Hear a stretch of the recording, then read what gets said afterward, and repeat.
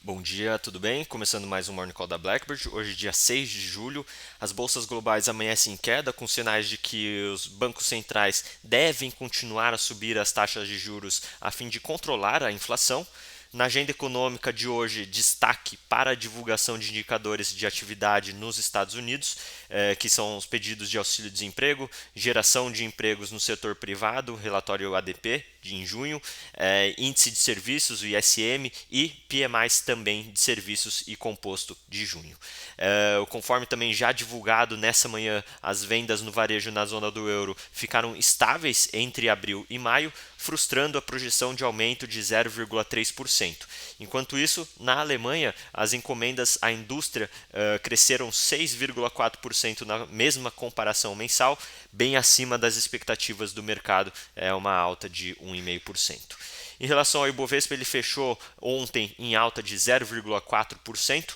Ao longo do dia, o principal índice brasileiro ele chegou a superar os 120 mil pontos, à medida que as discussões da reforma tributária avançaram, mas corrigiu levemente após a ata do Fed. E no câmbio, com o dólar, ele fechou o dia em alta de 0,2%, cotado a 4,85. E as taxas futuras de juros fecharam em alta em um pregão focado nas negociações das pautas econômicas em Brasília.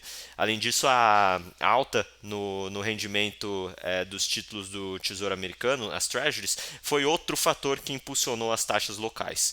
E em relação à reforma tributária, o deputado federal Aguinaldo Ribeiro, relator da reforma tributária, ele apresentou ontem à noite a nova versão da proposta no plenário da Câmara dos Deputados. O texto ainda deve passar por ajustes finais, incluindo acordos que serão feitos nesta quinta-feira.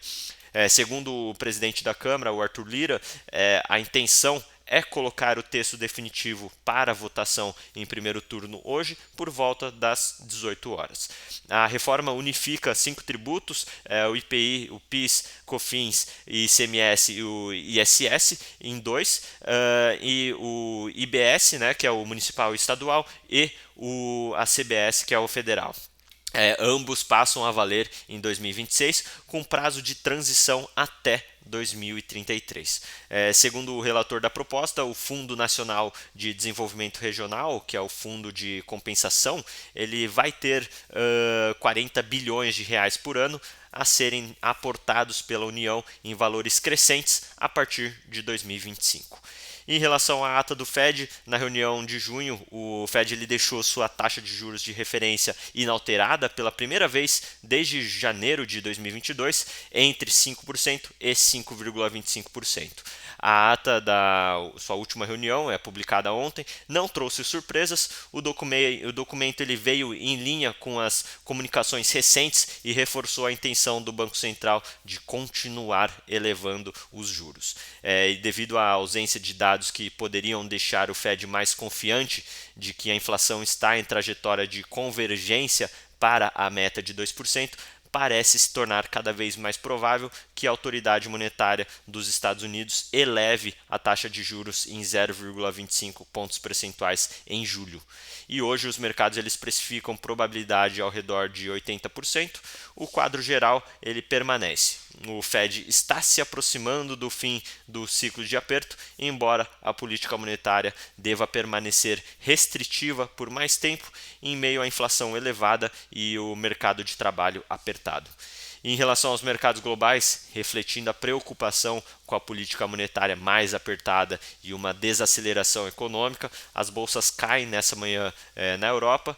Bolsas chinesas também fecham o dia em queda e ainda repercutindo também dados econômicos que seguem mostrando que a recuperação econômica no país perdeu força. Em relação aos Estados Unidos, tanto os futuros do S&P quanto do Nasdaq caem em torno de 0,5%, repercutindo a ata da última reunião de política monetária do Comitê de Política dos Estados Unidos, o FONC. Agora, os investidores eles seguem atentos a dados de empregos nos Estados Unidos, que serão divulgados ainda nessa semana, que podem dar mais pistas sobre os próximos passos da política monetária. Bom, vamos ficando por aqui. Muito obrigado, bom dia.